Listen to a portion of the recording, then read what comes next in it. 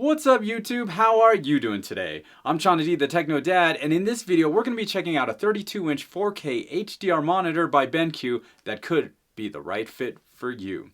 And we're going to get into it right after the jump.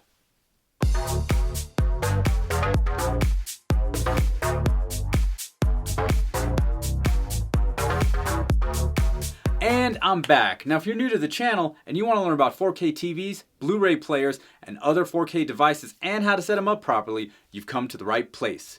Now today we're going to be taking a look at the BenQ EW3270U. Wow, that's a mouthful. We'll call it the 3270.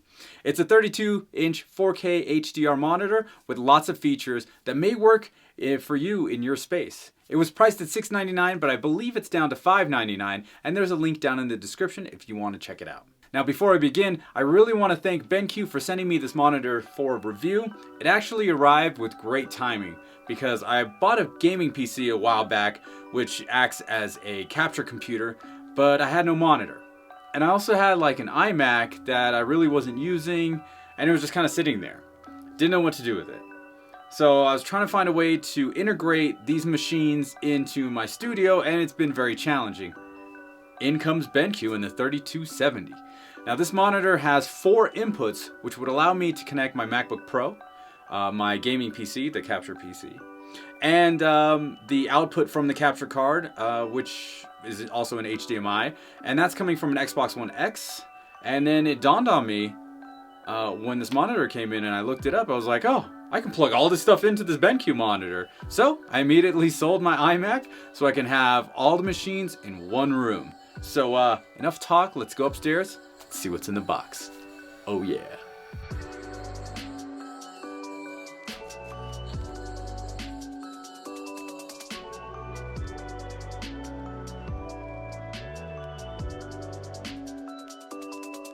We have an IEC power cable, a DisplayPort to mini DisplayPort cable, a USB-C to USB-C cable,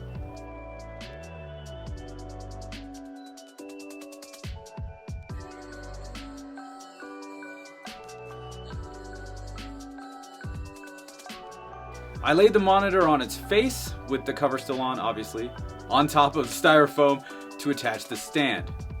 Since we have it here, let's check out the I/O of this monitor. From left to right we have 2 HDMI inputs, a DisplayPort input, a USB-C input, and a headphone jack. And on the opposite side of the TV we have the port for the power plug.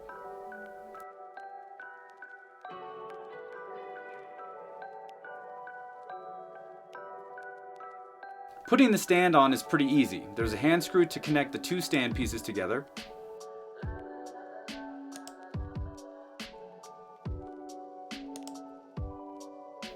And then you'll need a screwdriver, Phillips head of course, to attach the stand to the monitor.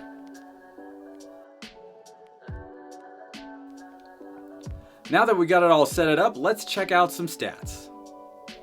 The monitor's viewable screen size is 31.5 inches with 4K resolution and HDR10 content support.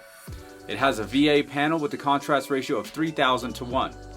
Now it only gets as high as 300 nits, which could be better, so a little bit bummed about that, but it's not that big of a deal for what I'm going to use it for. Now for those wanting a monitor to game with, the 3270 has 4 milliseconds of input lag, which is great compared to the average 4K TV.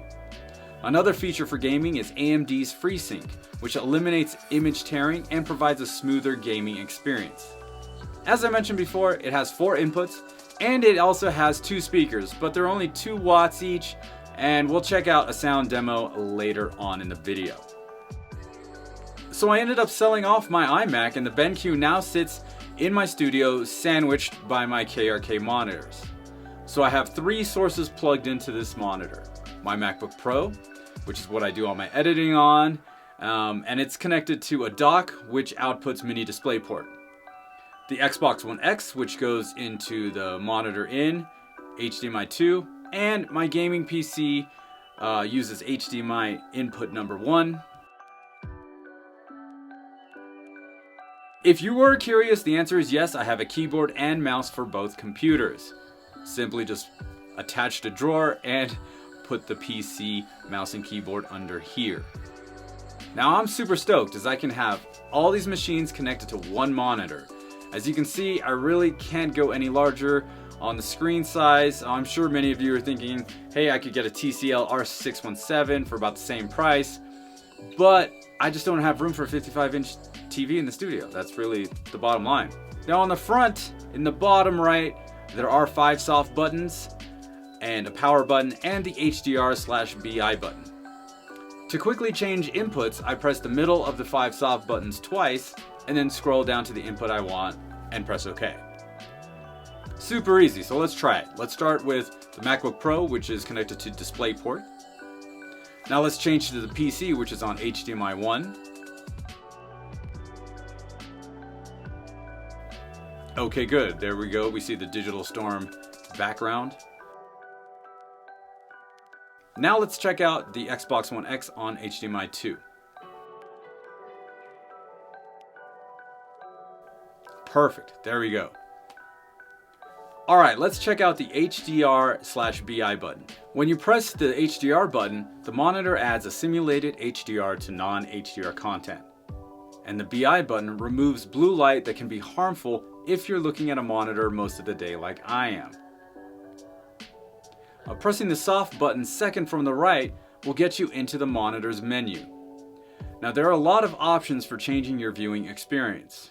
You can tailor the monitor to suit your viewing environment, which is super cool.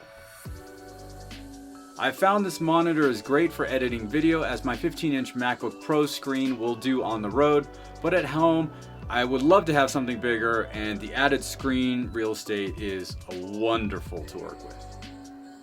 If you like having multiple browser windows open, you can have 4 full 1920 by 1080 windows open at once. That's pretty awesome.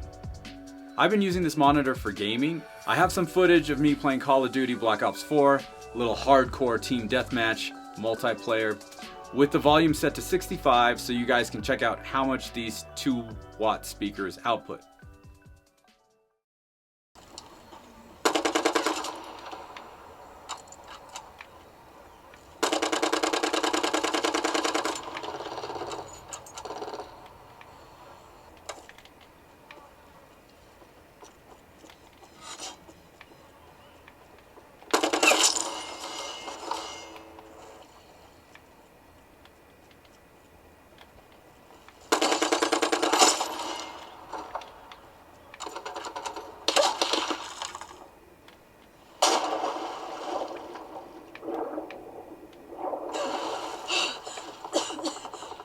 Okay, as you can see, it's like not that loud, but you know, it's enough to get the job done. Back to gaming. This monitor is pretty beast for gaming. I'm playing Xbox mainly on this monitor more than I am on my 65-inch OLED or the 55-inch TCL R617. I went into the 4K details of the Xbox One X menu and we get all green check marks. Except of course with the one item which, says the monitor does not support Dolby Vision, but I already knew it didn't support Dolby Vision, so no surprise there. So we get full 4K HDR support with the Xbox One X and the Xbox One S. Next, I took my PS4 Pro, plugged that guy in, and went into the 4K display information, and we also get full 4K HDR support with the BenQ EW3270U. Alright, so now it's time for the big question. Who's this for? Well, if you like to game and you're looking for a dedicated gaming monitor, this is a good option to look at. With only 4 milliseconds of input lag and AMD's FreeSync, you're going to have a great gaming experience. There are monitors out there with less, but hey, this is way better than the TV. Now for those with a mixed setup like mine, if you have multiple computers connected to one monitor, it does save space and of course time. Now without this monitor, I'd be setting up the PC in the guest room over there, and I'd be going back and forth from room to room. And when you're like me and you have 4 jobs and 3 YouTube channels, saving time is huge. So once again, I would really like to thank BenQ for sending me this monitor to review. You guys helped me streamline my setup, so thank you so much for that. Now if you have any questions about the BenQ EW3270U, put them down in the comments below or hit me up on whichever social media you like to use the most. And don't forget to check out this BenQ monitor yourself, the link is down below.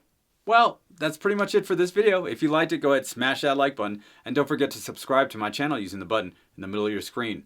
Once again, my name is Chana D. I am the Techno Dad, and I'll see you next time.